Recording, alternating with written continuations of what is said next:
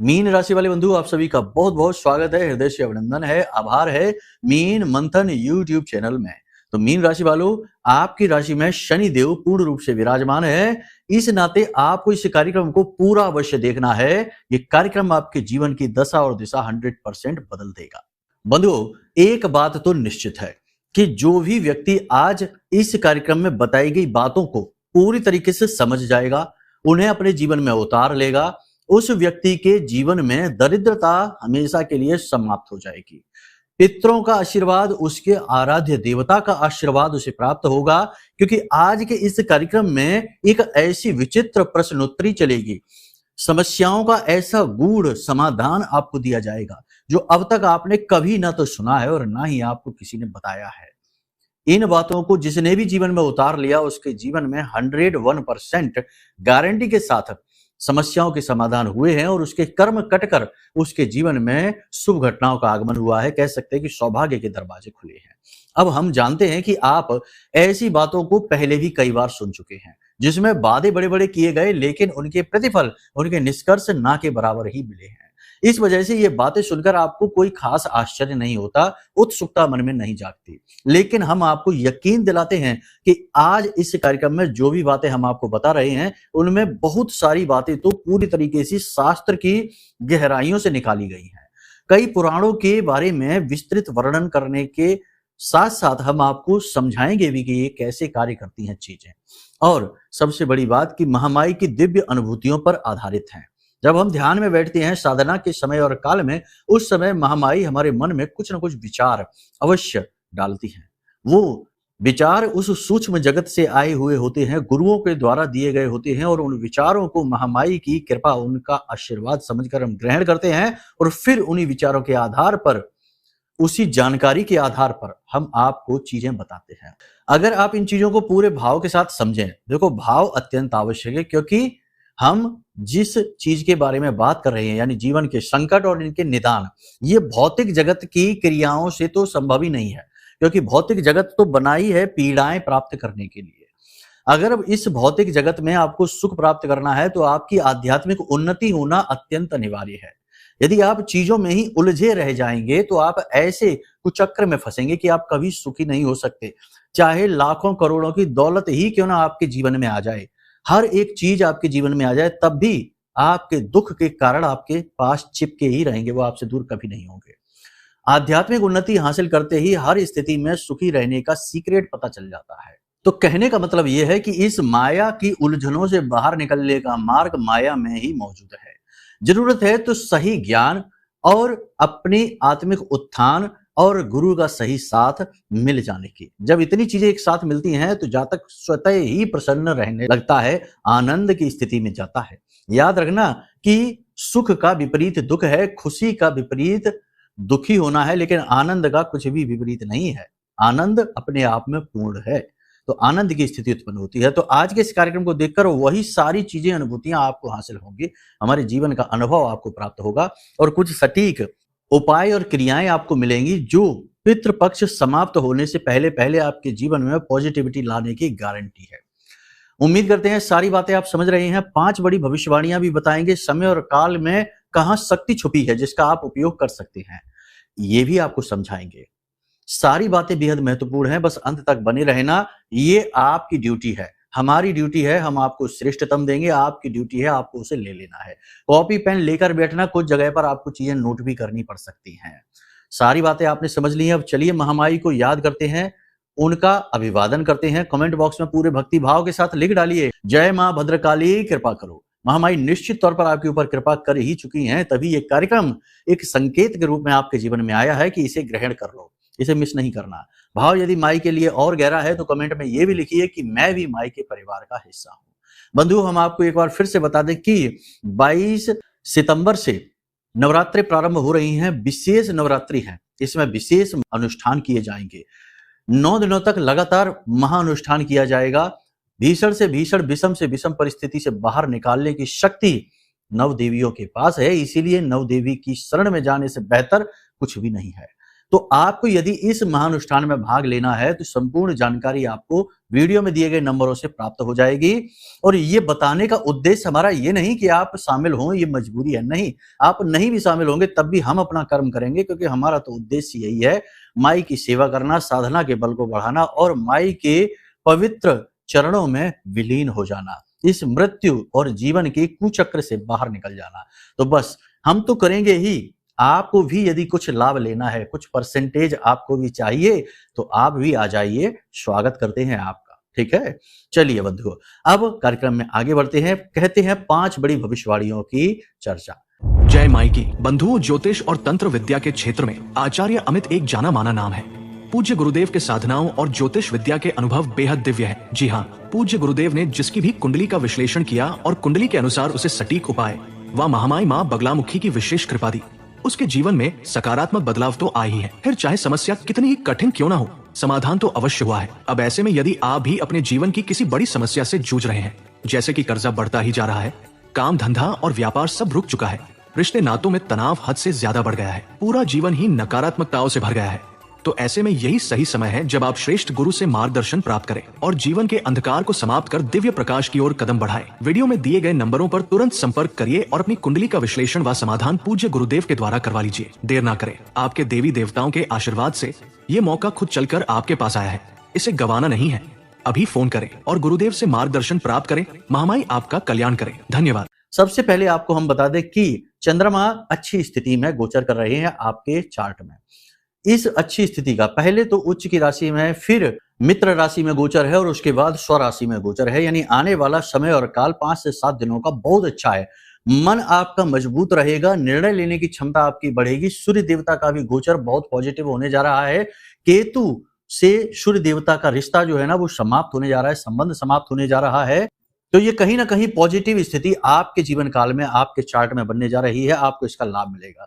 3-4 तरीके से इसके लाभ आपको समझ में आएंगे। पहला कि मानसिक तौर पर आप मजबूत महसूस करेंगे, निर्णय लेने की क्षमता तो बेहतर होगी ही, भले बुरे का सही ज्ञान होगा आपको और अपने और परायों का भी सही ज्ञान आप हासिल कर पाएंगे।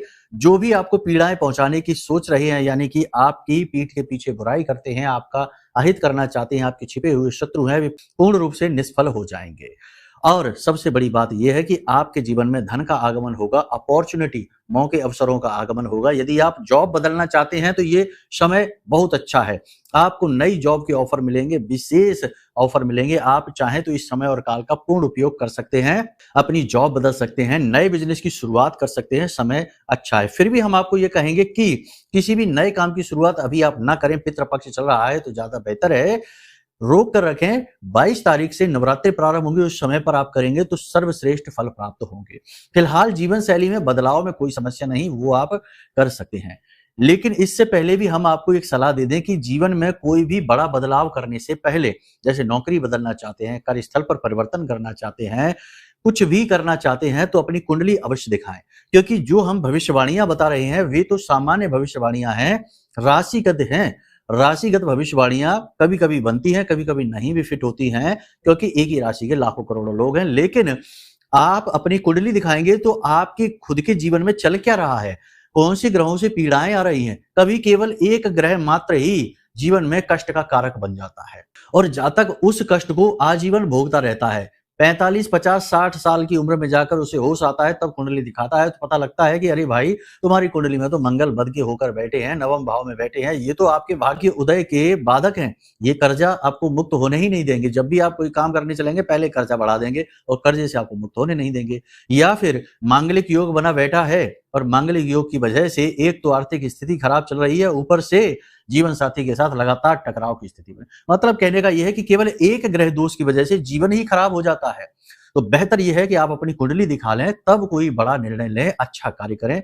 नौकरी ज्वाइन कर रहे हैं तब भी, कोई भी शुभ कार्य, कोई भी अच्छा कार्य है, कुंडली विश्लेषण अत्यंत आवश्यक है। ये आपके आज के समय की संपूर्ण सूचनाएं, दोषों का समापन और जीवन में उन्नति की कारक होती है। हमारे पुरखे पूर्वज बहुत बुद्धिमान थे।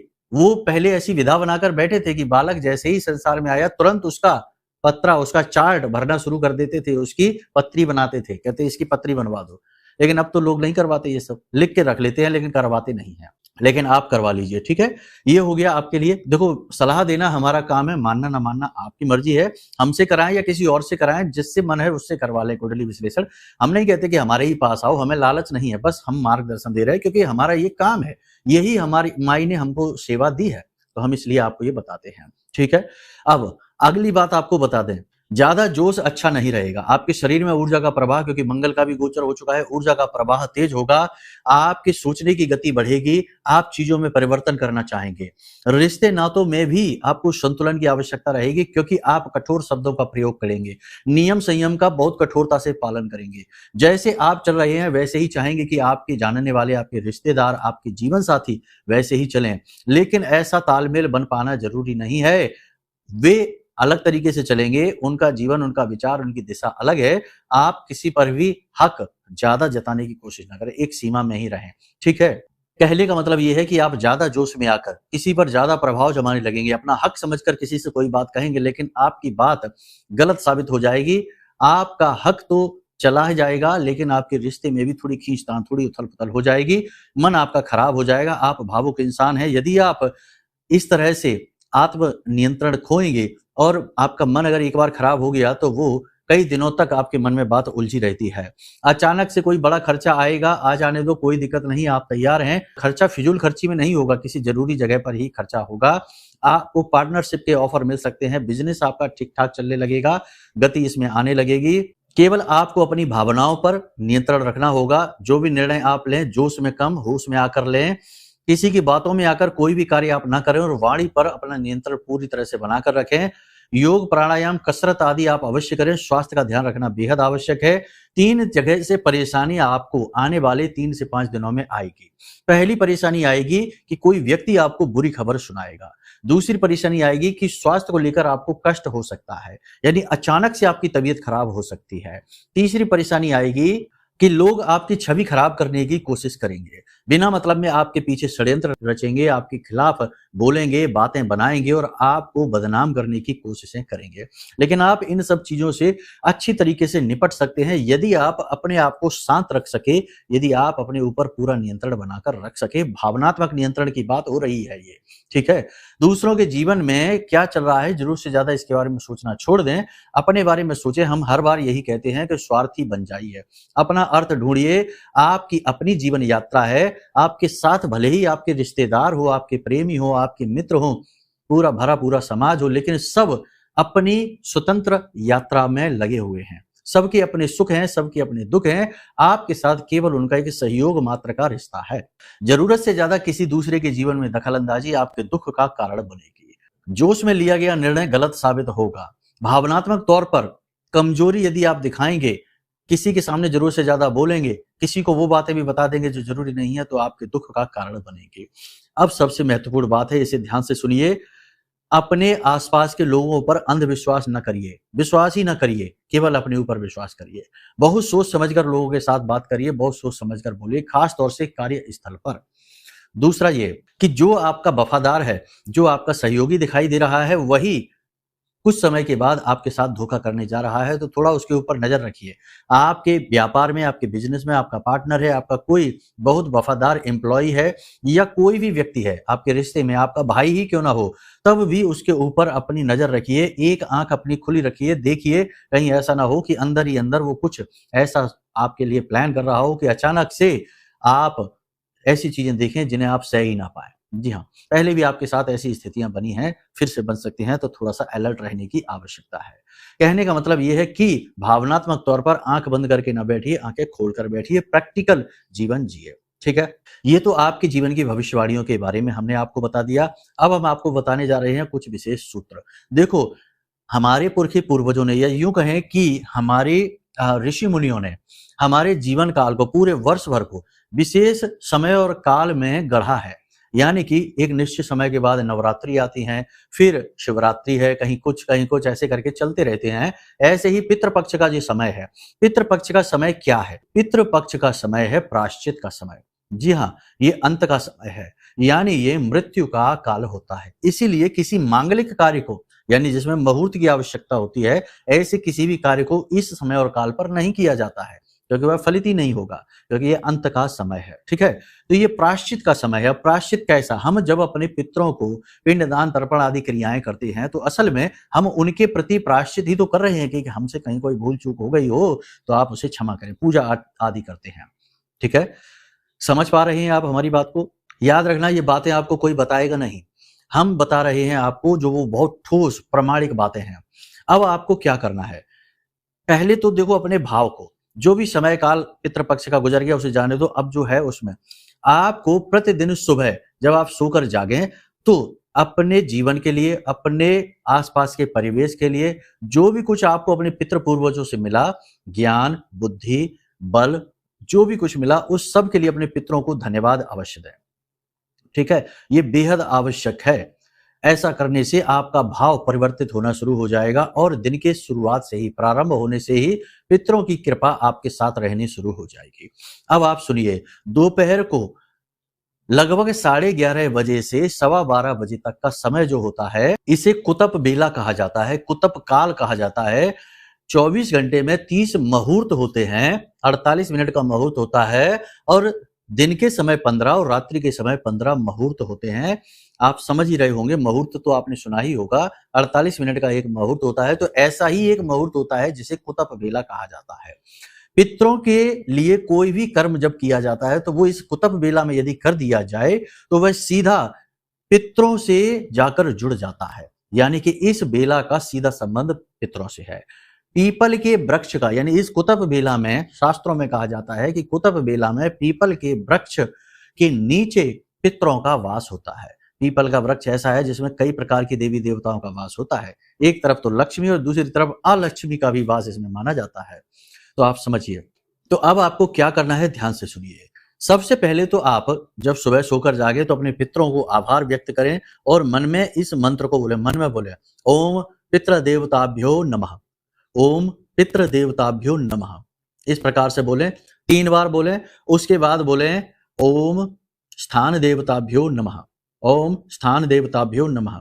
3 बार इस मंत्र को बोले और फिर बोले ओम कुल देवताभ्यो नमः, ओम कुल देवताभ्यो नमः। 3 बार इस मंत्र को बोले, यानी 3 बार इन मंत्रों को आपने बोला, मन में बोलना है, उच्चारण नहीं करना, अपने बिस्तर पर बैठे बैठे ही करना है।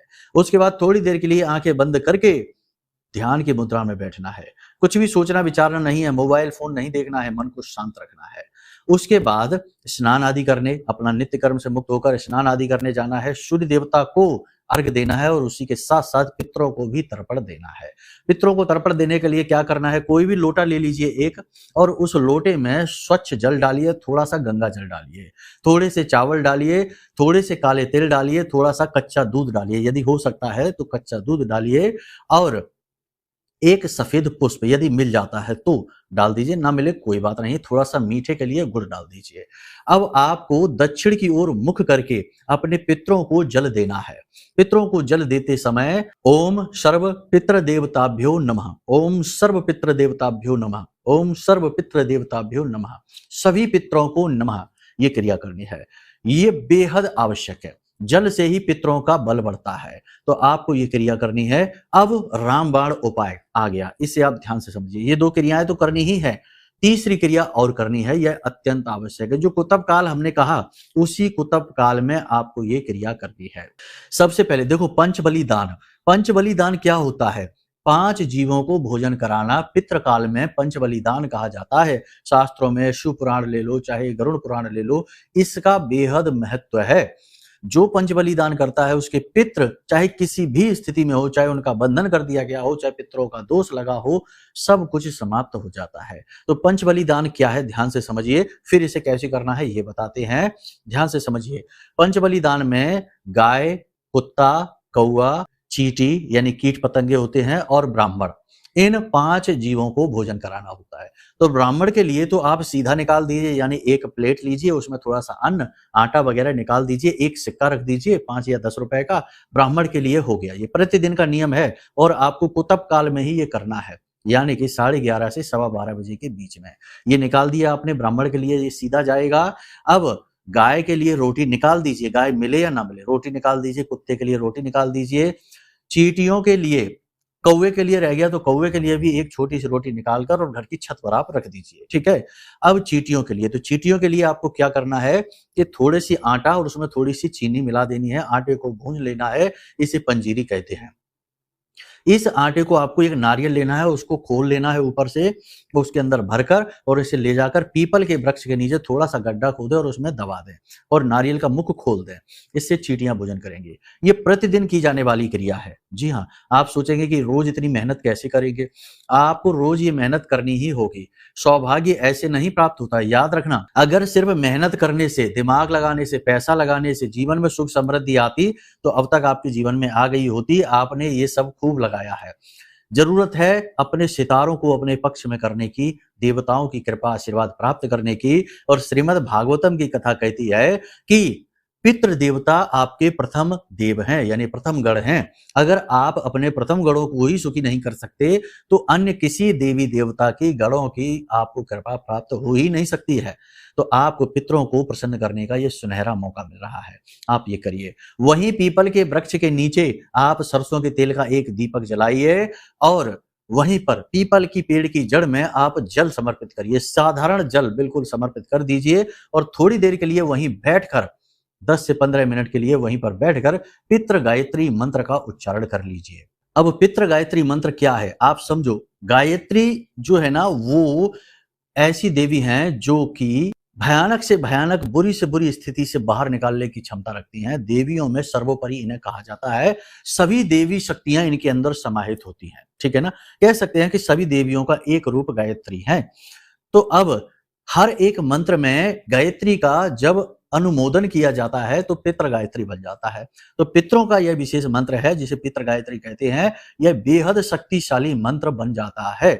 इस मंत्र का आपको उच्चारण करना है। मंत्र आपके मोबाइल की स्क्रीन पर दिखाई दे रहा है, हम आपको बोलकर भी बता देते हैं। ओम पितृगणाय विद्महे जगत धारिणी धीमहि तन्नो पित्रो प्रचोदयात्। ये मंत्र हमने आपको बोलकर भी बता दिया है। इस मंत्र का आपको उच्चारण करना है।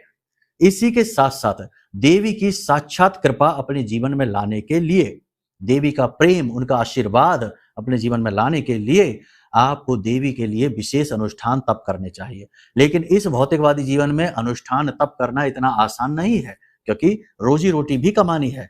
तो इसी समस्या के, क्योंकि हर इंसान नहीं कर सकता महामाई को प्रसन्न, तो हमने अपनी साधना बल से हमारी जो आराध्य देवी हैं महामाई मां बगलामुखी, उनका महारक्षा कवच निर्मित किया है जो कुछ इस प्रकार से दिखाई देता है।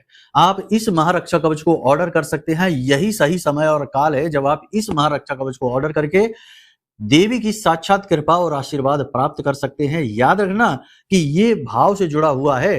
कुतर्क करेंगे, उल्टी सीधे विचार मन में लेकर आएंगे तो बिल्कुल ऑर्डर न करें, आपके लिए है ही नहीं ये। पहले मन को शुद्ध करिए, चित्त को शुद्ध करिए। बहुत ही छोटी सी दक्षिणा में इस कवच को हम आपको उपलब्ध करा रहे हैं, जो इसका निर्माण मूल्य ही है, ठीक है। बेचना नहीं है, बेचना होता तो इसकी दक्षिणा बहुत बड़ी कर देते हैं हम, लोग ये कर भी रहे हैं। लेकिन कोई बात नहीं है, ये सारी बातें समझने की हैं, भाव की हैं। महामाई की सीधी कृपा और आशीर्वाद आपको इससे प्राप्त हो जाएगी, ये बात की गारंटी है।